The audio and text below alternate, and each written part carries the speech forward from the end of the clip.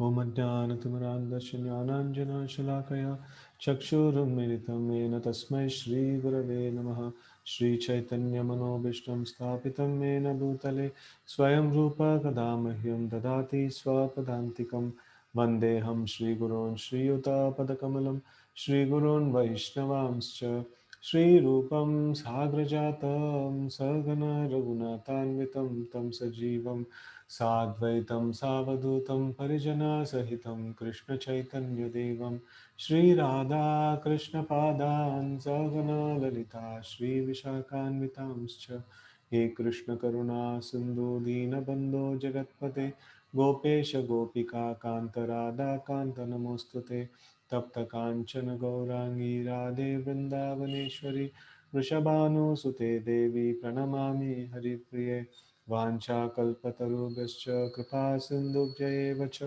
पतितानां पावनेभ्यो वैष्णवेभ्यो नमो नमः जय श्री कृष्ण चैतन्य प्रभु नित्यानंद श्री अद्वैत गदाधर श्रीवासादि गौर भक्तवृंद हरे Krishna Krishna Krishna Hare Hare Hare Ram Ram Ram Hare Hare Hare Krishna.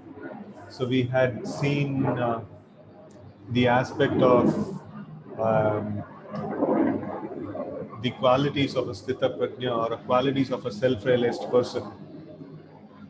And here we see, just a minute, I'll just close this window.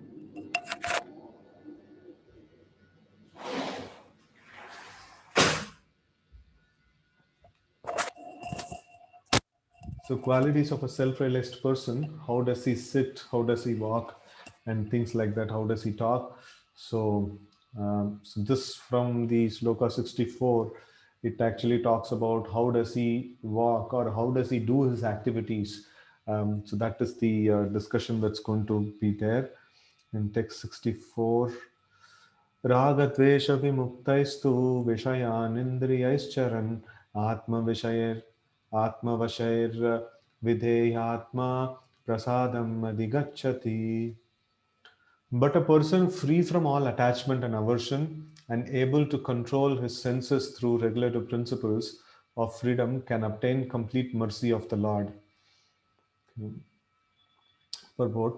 It is already explained that one may externally control the senses by some artificial process, but unless the senses are engaged in transcendental service of the Lord, there is every chance of a fall. Although a person in Krishna consciousness may apparently be on the sensual plane, because of his being Krishna conscious, he has no attachment to sensual activities. So this we had discussed in the one of the previous slokas that Srila Prabhupada was quoting the sloka from Srimad Bhagavatam regarding the Ambarish Maharaj. So Savai Manap Krishna Padara Vindayo Vacham Shivai Kunta Gunanu Varnani Karo Hare Mandira Marjanadisho. So in this way, like that's wonderful description of how Ambarish Maharaj he engaged all his senses in the service of the Lord. That was mentioned. So that is a very essential aspect. Until unless we engage our senses in Krishna's service, we will not be able to control them, and they must get engaged in material ways, right? And here it is another aspect is mentioned. A Krishna conscious person, a person in Krishna conscious may apparently be on sensual plane. So sensual plane means if you tell any yoga practitioner that I am practicing bhakti yoga, and if they ask like what do you do in the bhakti yoga, say okay fine, we chant the names of the Lord, we prepare wonderful preparations as a naivedya for the Lord, and we have them as prasad. They'll say like, hey, like no, you're doing what kind of yoga you're doing? You're not controlling your tongue, you're just eating wonderful dishes and things like that. Yoga practice means like very very this one, you should not be having any what is it, luxuriant or grand foodstuffs and things like that. So then then what are we doing in yoga practice? So here we see that so the Krishna conscious person may apparently be on the sensual plane. he is using all his senses in the service of the Lord, and he is consuming prasadam. He's engaged in begetting children who are Krishna conscious, and he's a family man living in a city. So, but if you see the Jnana Yoga and Ashtanga Yoga, it starts after a person takes sannyas. So that's why, like, people generally say, okay, Bhakti Yoga, these people are very sentimental people. They don't have capacity to do some higher forms of yoga. So they are doing Bhakti Yoga, because they are engaged so much in their senses and sense objects. So externally seeing, it will be like that. But then Bhakti Yoga is more powerful than the other yogic process, which requires sannyas as the precursor. No, so Bhakti Yoga, a person is engaged happily in the service of the Lord. Like in all our festivals, we see that we cook. Today is Govardhan Puja, and we will be offering in the temple. We are offering 25 kgs of cake, and then a huge feast is going to be made, and people will be having this prasadam.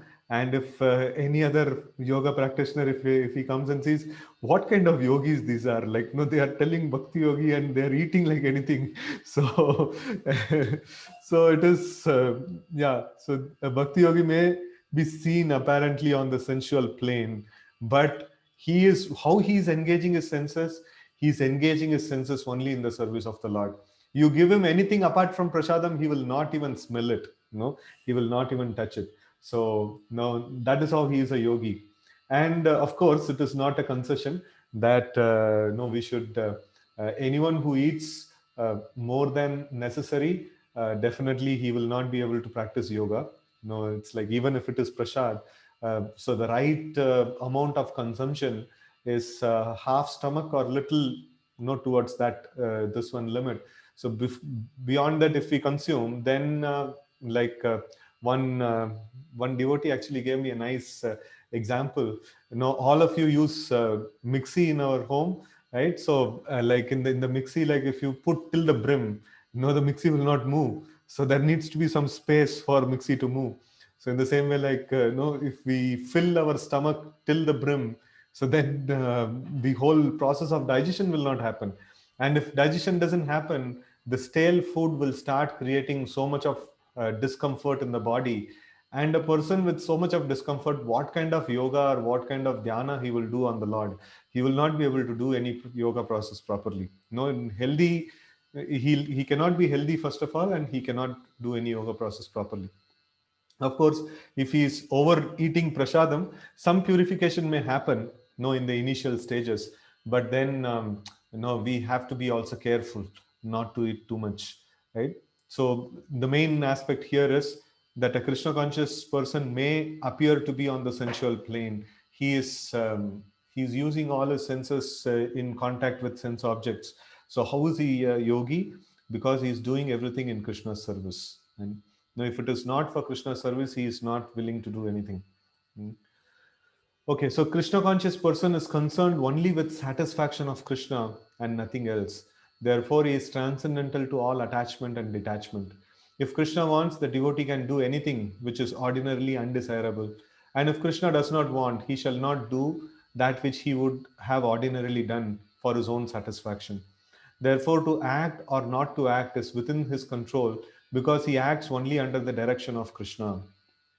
So, if not for Krishna conscious practice, so we will be like doing things based on our own whims, based on the dictations of our senses. So now the senses are controlled because we are only doing things on the dictation of, or for the satisfaction of the Lord.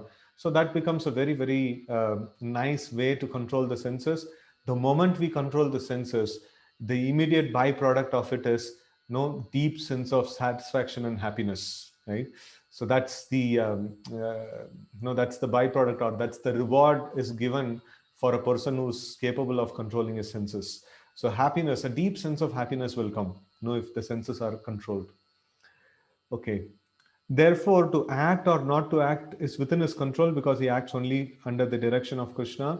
This consciousness is the causeless mercy of the Lord, which the devotee can attain in spite of his being. attached to the sensual platform. So here we see this consciousness is the costless mercy of the Lord. If we see the sloka, it says prasadam adhikachati, right? So that means somebody who has got prasad, somebody who has got the mercy of the Lord, for him, what is the thing? All attachment and aversion, free from all attachment and aversion. So that means I cannot be attached to things of this world, and I cannot also hate. No, if I hate, no, then also it is the same thing.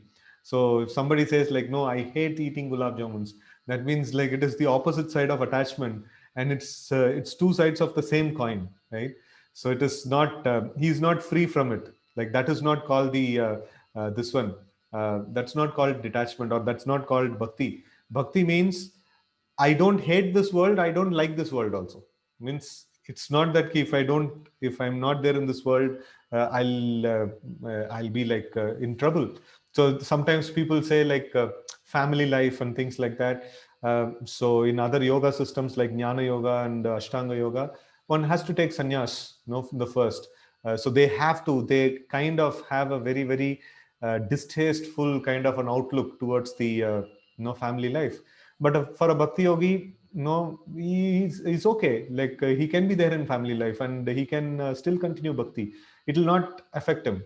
It is not irritating him. No. So that's a very amazing point. If it is there, it is not irritating him. If it is not there, he is not hankering for it. So he's just completely okay with everything. So that's the amazing aspect of bhakti yoga. There is no attachment and there is no hatred also, right?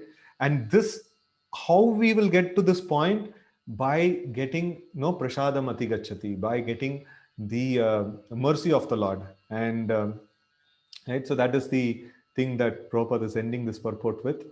Okay, anyways, we'll get to the next sloka, 65.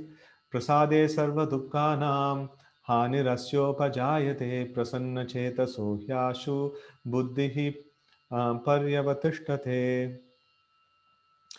Okay, so here we see that for one, thus satisfied in Krishna consciousness, the threefold miseries of material existence no longer. In such satisfied consciousness, one's intelligence is soon well established. Right? So it is nicely explained in the previous previous sloka itself, in the purport. So prasade sarva dukkhanam hanir. No, it actually, just by getting a glimpse or a little bit of mercy of the Lord, no, it just destroys sarva dukkhanam. No, we will get a deep sense of happiness deep from within, right? So that is something that we have to aspire for and experience. And if that is not experienced, or if we are not able to like drive ourselves towards that deep sense of happiness within, then we are missing out a lot, actually. That is what the spiritual practice Krishna consciousness can offer us to. So okay, let's see text 66. Nasti buddhir ayuktasya nacha yuktasya bhavana nacha bhavya shantir ashantasya kutashukam. So one who's not connected with the Supreme in Krishna consciousness can have neither transcendental intelligence nor a steady mind, without which there is no possibility of peace. How can there be any happiness without peace? Right? So this is a very, very nice challenge or a question that has been put over here. Purport. Unless one is in Krishna consciousness, there is no possibility of peace. So it is confirmed in the fifth chapter, 529. So 529 is Bhoktaram Yagnatapasham Sarvaloka Maheshwaram Suhridam Sarvabhutanam Nyatva Mam Shanti Nichati. So we can get peace, when we understand Bhoktaram. So the Lord is the like enjoyer of everything that exists. Even everything that I possess, it is ultimately meant for enjoyment of the Lord. So Lord is the enjoyer of everything that exists. And then Sarvaloka Maheshwaram, he's the proprietor of everything that exists. And then Suhrudam Sarvabhutanam, he is the best well-wishing friend of all living entities. And specifically, he's the best well-wishing friend of me. Right? So that is a very important understanding. And once we understand these three factors, immediately there is peace. That's the combination that is required for attaining peace. Okay, let's see. So it is confirmed in the fifth chapter, 529, that when one understands that Krishna is the only enjoyer of all good results of sacrifice and penance, that he is the proprietor of all universal manifestations, and that he is the real friend of all living entities, then only can one have real peace. Therefore, if one is not in Krishna consciousness, there cannot be a final goal for the mind. Disturbance is due to want of an ultimate goal. And when one is certain that Krishna is the enjoyer, proprietor, and friend of everyone and everything, then one can, with a steady mind, bring about peace. Now, here it's actually a very important principle that is mentioned here. Um, like people in the corporates and who are in the management and things like that, so they kind of they will appreciate this aspect. So here it's mentioned disturbance is due to want of an ultimate goal. So, like, why does the managers are paid so heavily in the corporate organizations? So it is because of this.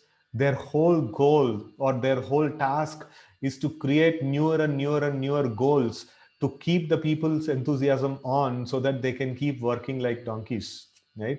So this is a very very important thing that they have to do, keep doing it. So, but then for a Krishna conscious person, he knows that ultimate end is Krishna, and he fixes Krishna as the goal. And Krishna is Anandam Buddhi Vardhanam. He is so fresh and he's so dynamic that he can bring about so much of variety. So we don't need to search for variety, different places. Once we get Krishna, like, we get all variety. And then, though Krishna is ever fresh and ever new. He's Nava Yavvanam. It's mentioned Advaitam Achyutam Anadim Ananta Rupam Adyam Purana Purusham Nava Yavvanam Cha. Nava Yavvanam means fresh youth. How can Lord be fresh youth all the time? So that's the whole amazing aspect of Krishna's personality, right? So because of we fixing our mind on Krishna, so we make Krishna as the ultimate goal. We don't need to keep juggling with more goals.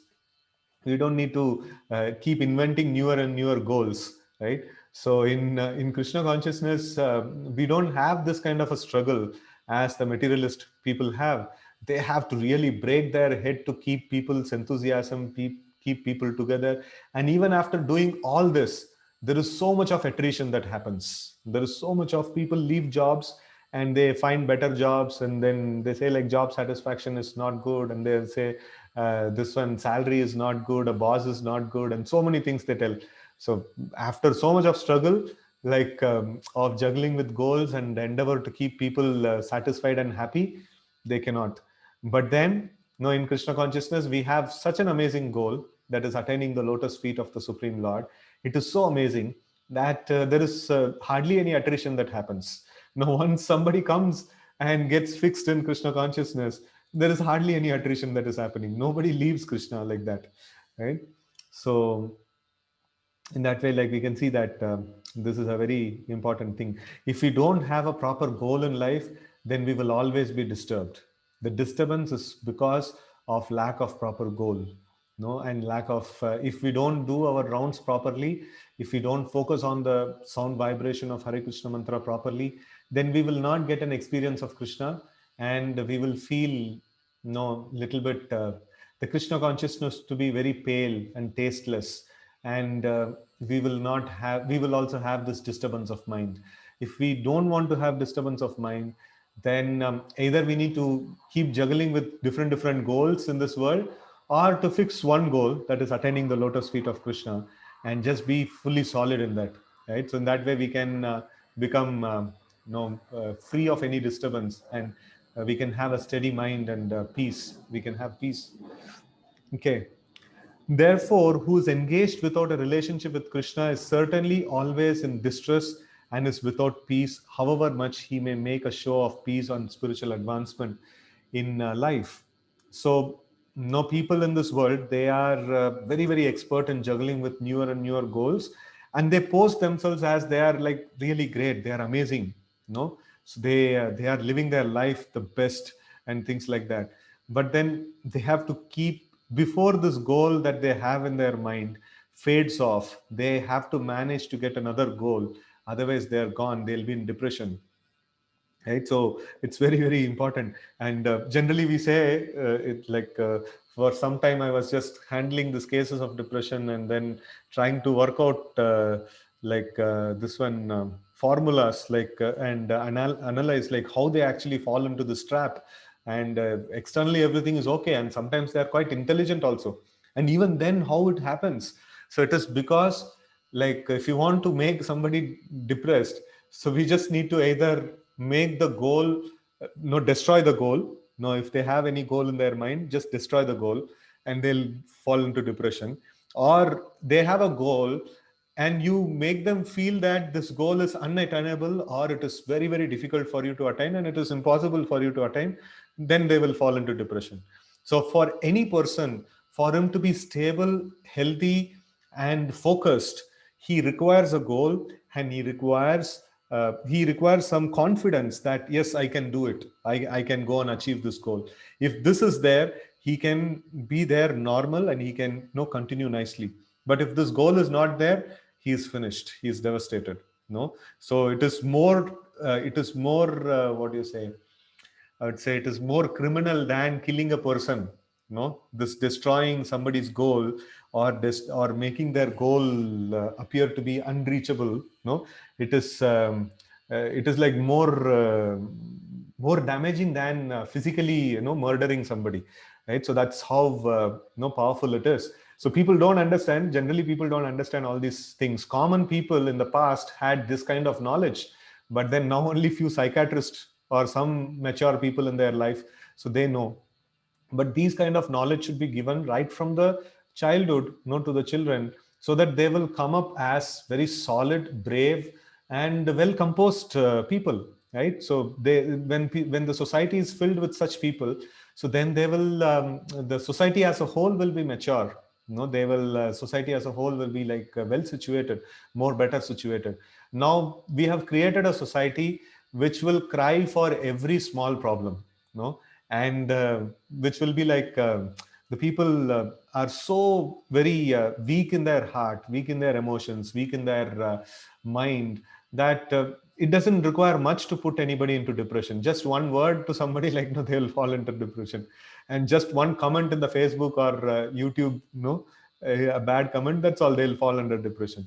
That's the kind of people that we have or the modern society has created. So we need to have this education where if everyone is trained to have Krishna as the goal, nobody can destroy this goal. And Krishna is such a merciful person. He is such an accommodating person.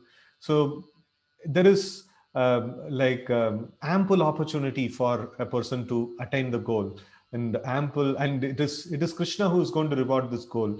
We just need to be sincere in this path, right?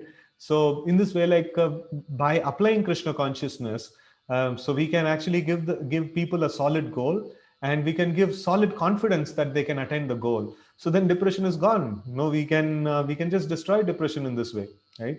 So this is a very important aspect to be noted here, right? So to have a solid goal and to have a solid enthusiasm and hope and faith that we can attain that goal, right? Okay. So Krishna consciousness is a self-manifested peaceful condition which can be achieved only in relationship with Krishna. Okay. Text 67. Indriyanam hi charatam yanmano nu vidiyate tad asya harati prajnam vayur navam imambasi. As a strong wind sweeps away a boat on the water, even one of the roaming senses on which the mind focuses can carry away a man's intelligence. Krishna really makes a very powerful statement here. We cannot just be there, I am controlling my eating process, and I'm controlling my hearing, and I'm controlling everything. Just the eyes, I can just watch some things which is having this kama, krodha, lobha, moha, mada, and matsarya, essentially all the TV serials and things like that, or anything that to do with the material things. So I can just see a little bit for some time. Then what's the problem? So if that is the, if even if we leave one of the senses, no, here it's mentioned one of the roaming senses. So it's like roaming concept is there since then. So even one of the senses which focuses on sense gratification can just, carry us away. That's it. Like it'll just simply like derail us from the whole thing. Right? So people, why do people not bother about this? Because they have already derailed. No, a train which is already derailed and fallen down. What's the consideration for it? So a person who's running on the track in Krishna consciousness. So for him, no, this is a very important thing. Now, for people who are already disturbed, already like not on any path of progress, so for them, it doesn't matter at all because anyway, they are not making any progress and it doesn't make any difference. So, but for people who are progressing, for them, these things matters a lot, because we are making a very, very difficult task of, getting back to the spiritual world. Why it is difficult? Because generally people don't get any impetus to do spiritual things. And if we get impetus, then Krishna is going to help and he is going to take us back to Godhead. So it is easy. But then keep, to keep this enthusiasm on, to preserve this desire to go back to the spiritual world is the difficult task. And that needs to be done. And actually taking us back to the spiritual world is done by the Supreme Lord. So we don't need to worry about that aspect. So, okay. Purport. Unless all of the senses are engaged in the service of the Lord, even one of them engaged in sense gratification can deviate the devotee from the path of transcendental advancement. As mentioned in the life of Maharaj Ambarish, all of the senses must be engaged in Krishna consciousness, for that is the correct technique for controlling the mind. So every sense can possibly disturb the mind, and every sense should be controlled. And controlling the sense means to apply in service of the Lord. So, and again, Prabhupada cited few slokas before this thing that Ambarish Maharaj, this one, Savai Mana Krishna Padara Vindayo. So, in that, very, very nicely, like how Ambarish Maharaj is using all his senses in the service of the Lord is so graphically, mentioned. And we can actually meditate on that sloka, and we can try to keep that as a checklist and see that if I'm doing all that, what is mentioned in that sloka. Did I think about the Lord, and did I speak about the Lord? Did I hear about the Lord? Did I taste the tulsi leaves that are offered at the feet of the Lord? And did I like what is that? Walk towards the temple of the Lord? So like that, we can actually have this as a checklist, and we can actually see that we are doing all these things. If we just do this very, very simple thing, the mind will become completely peaceful and controlled, and we will experience deep sense of happiness within. Okay, text 68. Tasmad yasya mahabaho uh, nigrihithani sarvashah indriyani indriyanindriyarthebhyas tasya prajna pratishtita. Therefore, O mighty armed, one whose senses are restrained from their objects is certainly of unsteady intelligence. So, just forcibly, like somebody has kept his senses away from the sense objects. No, that is that's not the right solution. Purport: one can curb the forces of sense gratification by only by means of Krishna consciousness, or engaging all the senses in transcendental loving service of the Lord. As enemies are curbed by superior force, the senses can similarly be curbed not by human endeavor, but only by keeping them engaged in the service of the Lord. One who has understood this, that only by Krishna consciousness is one really established in intelligence, and that one should practice this art under the guidance of bona fide spiritual master, is called a sadhaka, or a suitable candidate for liberation. Right? So who can get liberation? Very nicely mentioned. Only a person who engages all his senses in the service of the Lord. And Lord is not present, how will we engage in the service of the Lord? Lord is not directly telling me. So here is mentioned, one who has understood this, that only Krishna consciousness is one by only by Krishna consciousness is one really established in intelligence, and that one should practice this art under the guidance of a bona fide spiritual master. So that is how we will know what Krishna wants. right? So, and such a person is called sadhaka. So a sadhaka is expected to do seal off all the avenues of sense gratification, and then see how to engage in Krishna's service for the pleasure of Krishna. So externally all the activities are there, no, but then internally I'm not doing anything for my gratification, I'm just doing for Krishna's satisfaction. So then he is called sadhaka. No, such a person is called sadhaka. It is not a very high fi level. This is the basic starting level, no, of spiritual practice.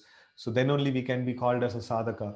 And if we are a sadhaka, then we are a suitable candidate for liberation. If we keep practicing this, so then we will be able to attain liberation at certain point in time, right? So if we don't even start this, if we don't even seal all the avenues of sense gratification and apply all the avenues for service of the Lord, then we are missing out a lot, you know.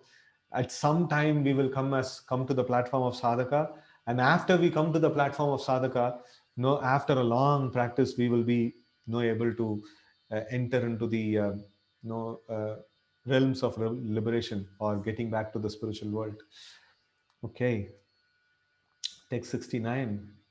Yanish सर्वभूतानां तस्यां जागृति संयमी यस्याहं जागृति यस्यां जागृति भूतानि सानीशा पश्यतो मुनेः. Okay, what is night for all beings is the time of awakening for the self-controlled, and the time of awakening for all beings is the night for the introspective sage. So it's like we can see that when spiritual programs happen, so the devotees are very very eager, and by mistake if some like a new person comes in, where nice serious Bhagavatam discussion is going on, they'll see like, "Correct, what a boring thing it is," and they'll not be able to tolerate. So the this one, and for a devotee it's a relishable thing. For a devotee, he relishes it like anything. So in that way we see that so what is the awakening for all the beings, like where a spiritualist becomes active, the materialist become inactive, and where materialist becomes active, a spiritualist becomes inactive, right? So materialists are active in like malls and clubs and bars and things like that, where a lot of money is spent, and whole purpose is sense gratification, and you don't find any devotees there. No, maybe they will be there for distributing books of distributing Bhagavad Gitas, but then no, not for the purpose for which they have gone, right? So but then the spiritualists, they will be centering around Krishna Katha, and they'll be centering around discussions on Krishna conscious philosophy, festivals of the Lord, and then even in the festivals, like we do a lot of Shravanam and Kirtanam. That's the way of observing festivals. And materialist people, you see, like even in the festivals, they'll find some way to gratify their senses. So for the namesake, they'll keep some murti of the Lord or some picture of the Lord, do some 5 minutes puja, and rest of the time is full sense gratification. That's it. No, so they don't speak anything about the Lord. They don't take prasadam, or like namesake little bit prasad, and rest everything is like boga only they eat. And there is whole thing is optimized for sense gratification, right? So what is comfortable for me, and what do I like, and things like that. So the festival means it involves Shravanam and Kirtanam, to hear about the Lord, Punya Shravana Kirtana. So that is the festival, right? So all festivals must have this component, and worship of the Lord, and then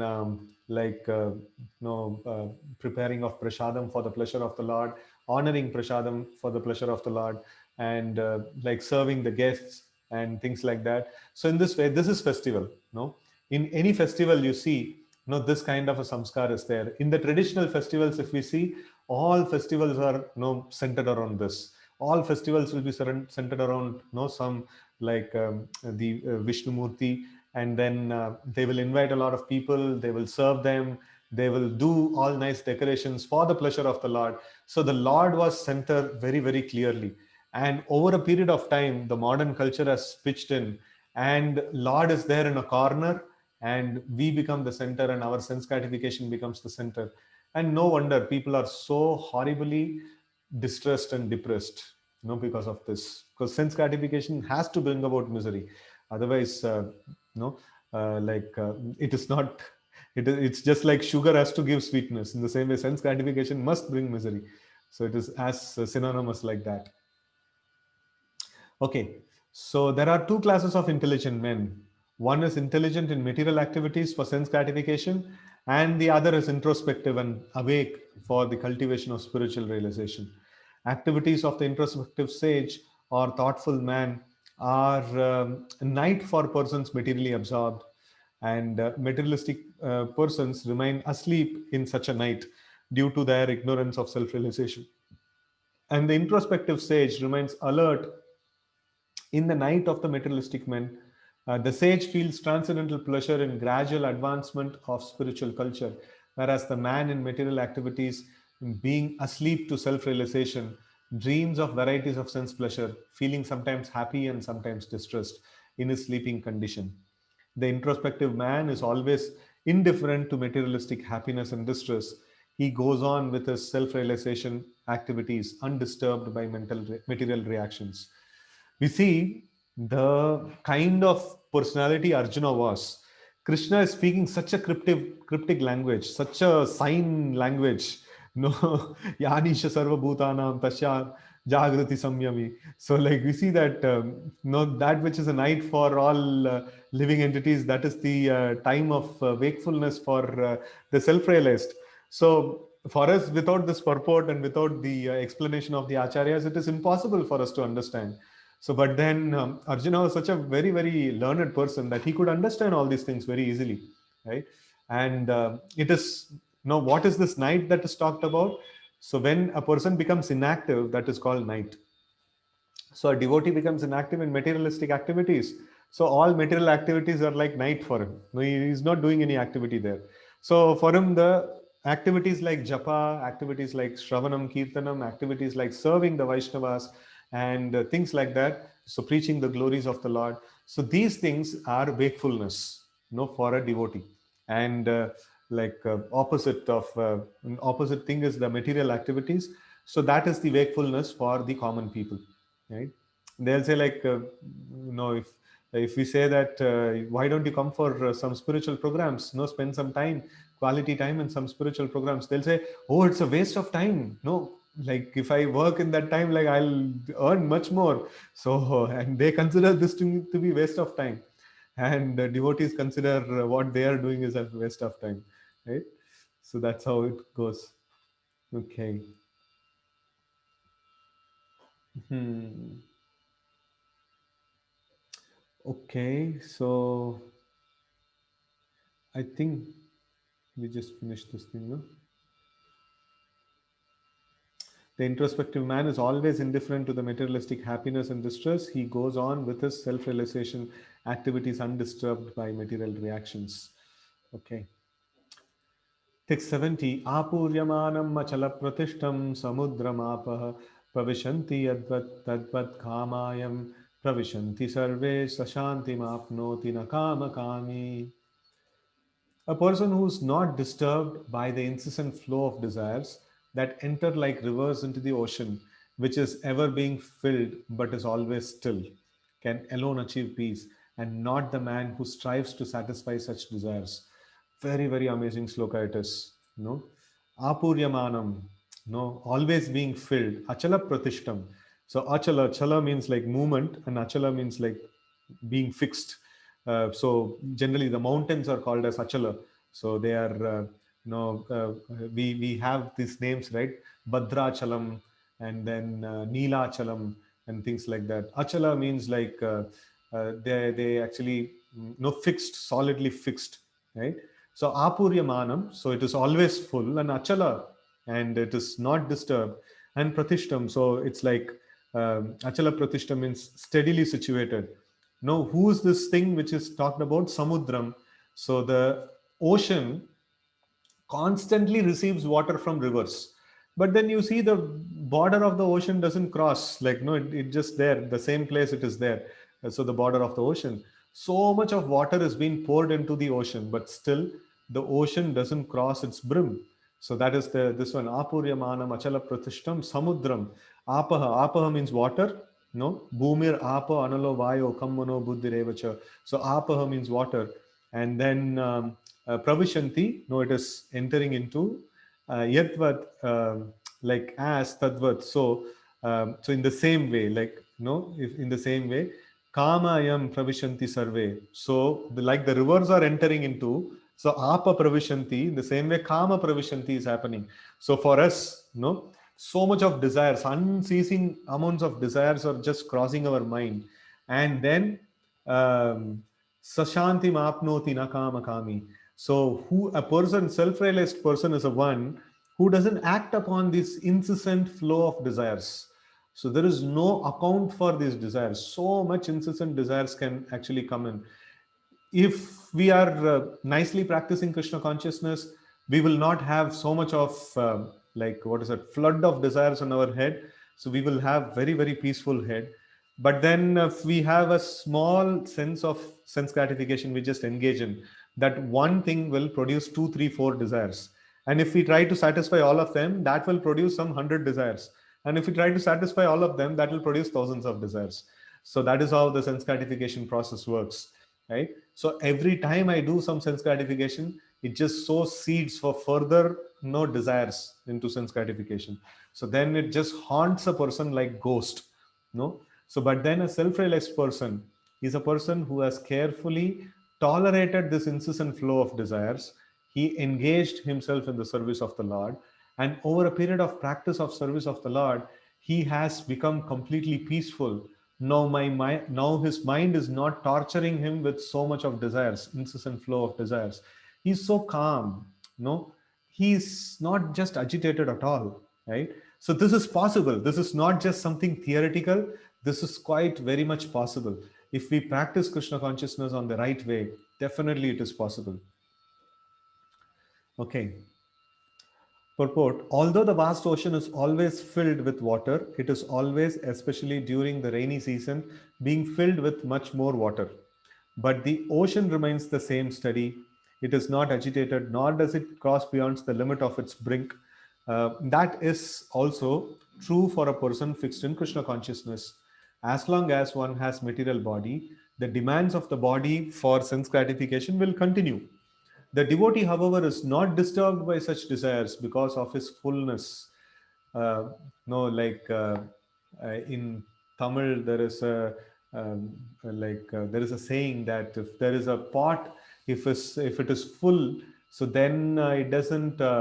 No, it's same way like achala pratishtam. So it doesn't waver. It doesn't too much make noise and things like that. Right? Anyone knows that? Prabhuji, hello. Yeah.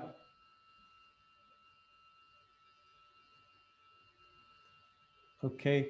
So That is Nirai Kudam Talumbadu. yeah, that's nice. So like the pot which is filled, it just doesn't It will not shake. uh, It will not. it will not shake. Yeah, achala pratishtam. So the same thing from Bhagavad Gita also we can see that.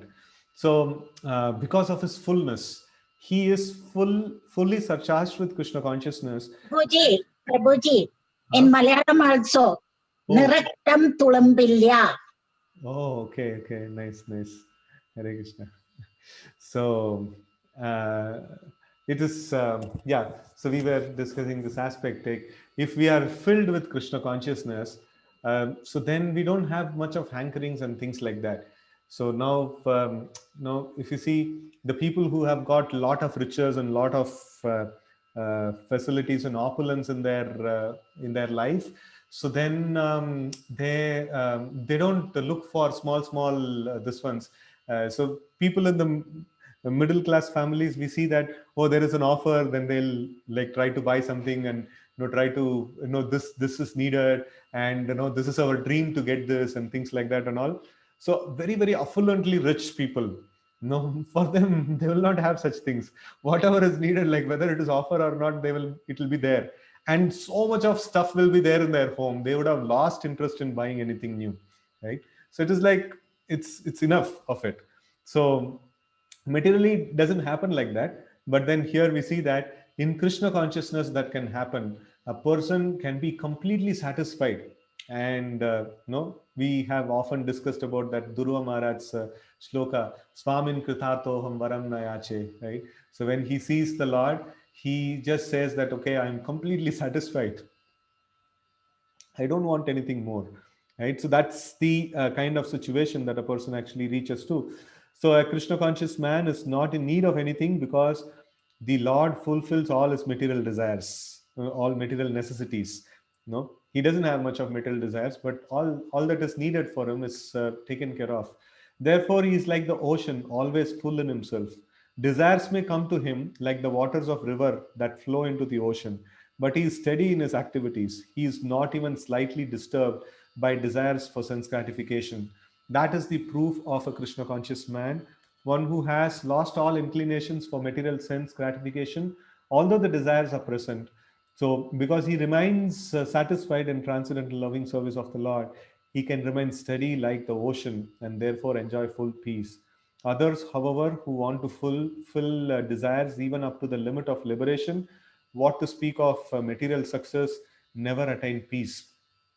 So it is mentioned in the Sri Chaitanya Charitamrita, Bhukti Mukti Siddhi Kami Sakali Ashanta Krishna Bhakti Nishkama Atayeva Shanta. Krishna Bhakta Nishkama Atayeva Shanta.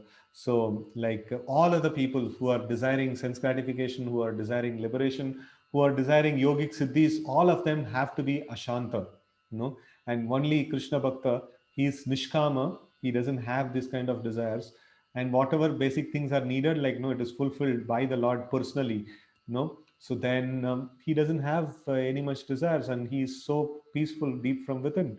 So he doesn't have any hankerings, I want this, I want that. So like he just is so peaceful.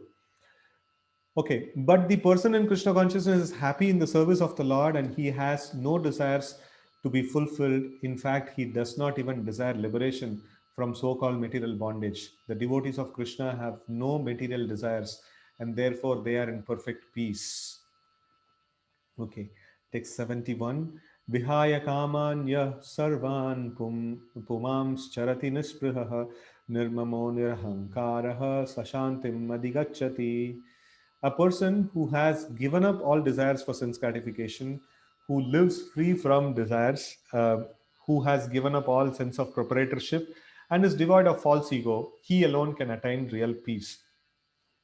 So these, now we can see how thoroughly we were cheated in this material world. All these things were glorified in the material society. Having desires for sense gratification. You should have desire to build big house. You should have desire to enjoy like this, enjoy like that.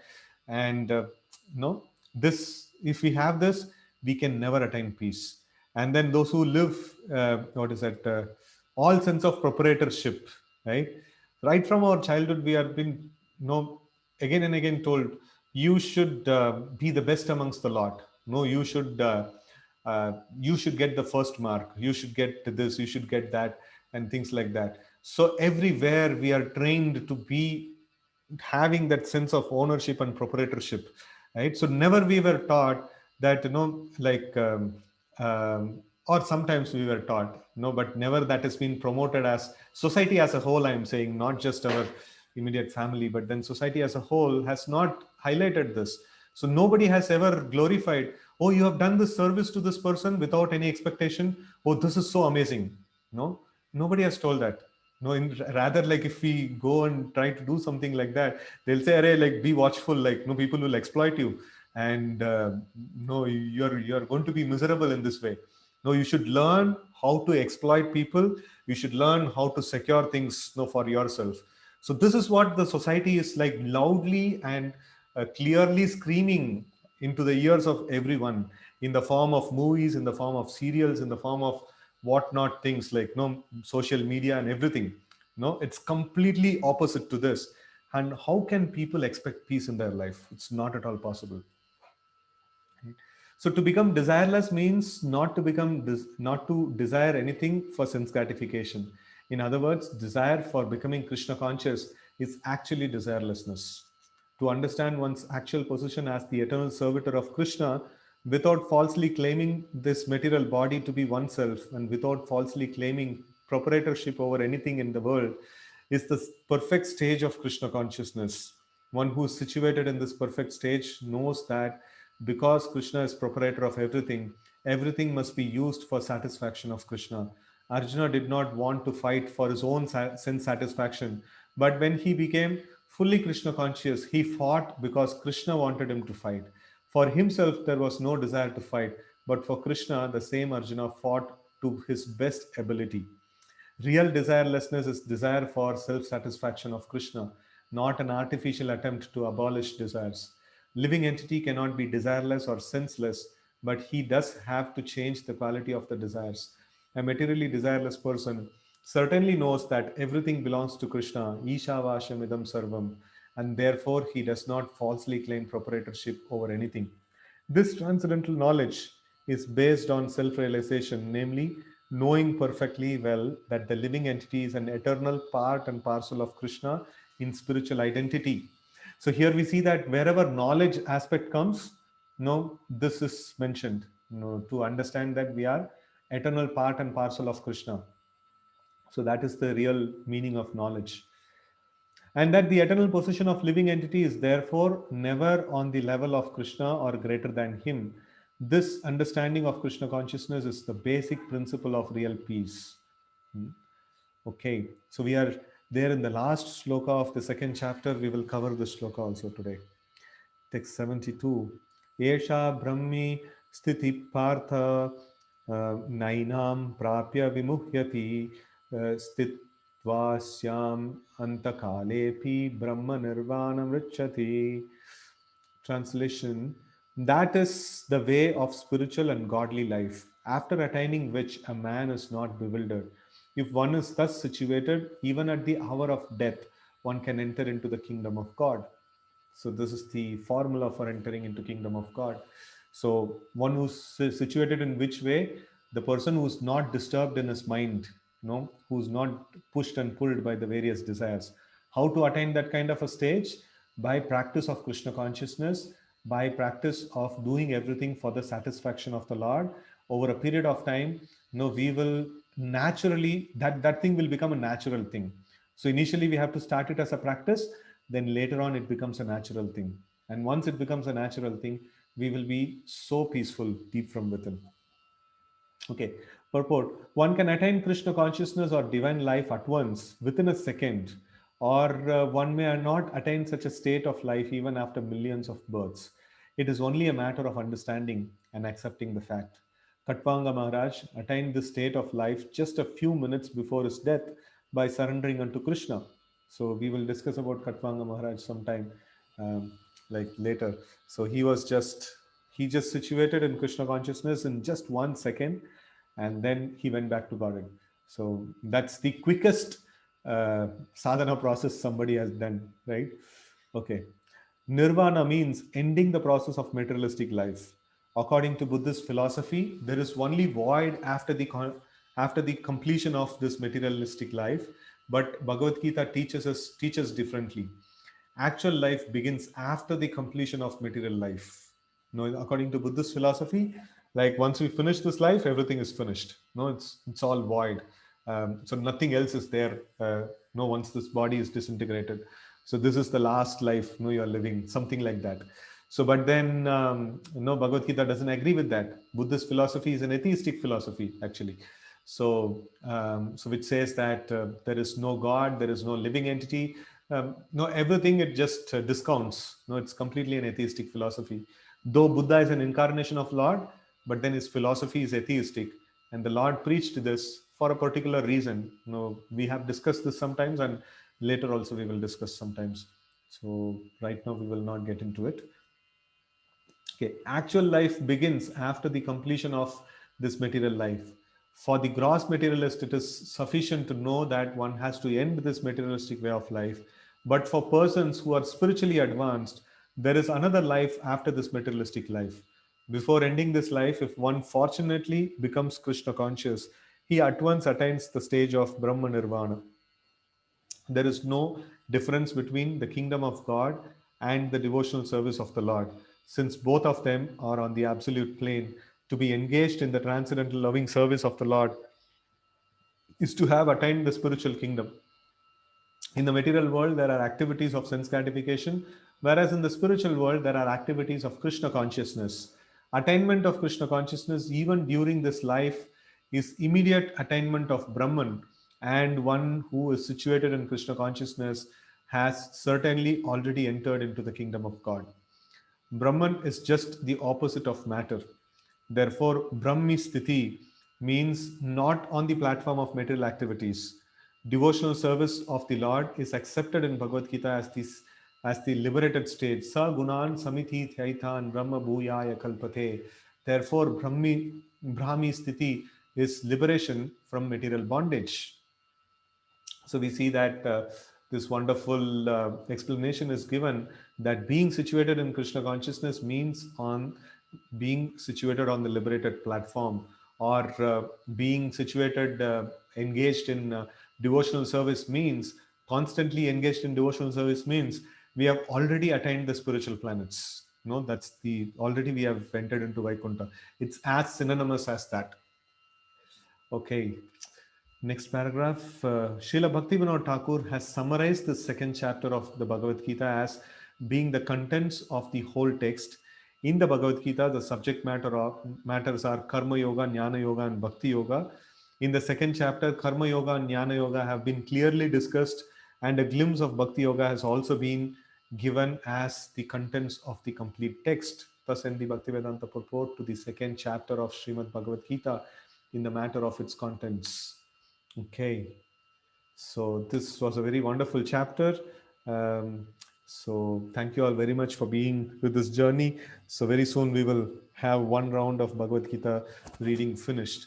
So it's like I'm reading this book at least some 8th or 9th time, the full book. So it's really, really very wonderful, and it's we will get so much of wonderful gems from this Bhagavad Gita. Hare Krishna, Prabhuji. Yes. Can you send some pictures when you are going to take a part in this Hebbal center you are going? Kindly send some pictures also, because I couldn't come over there.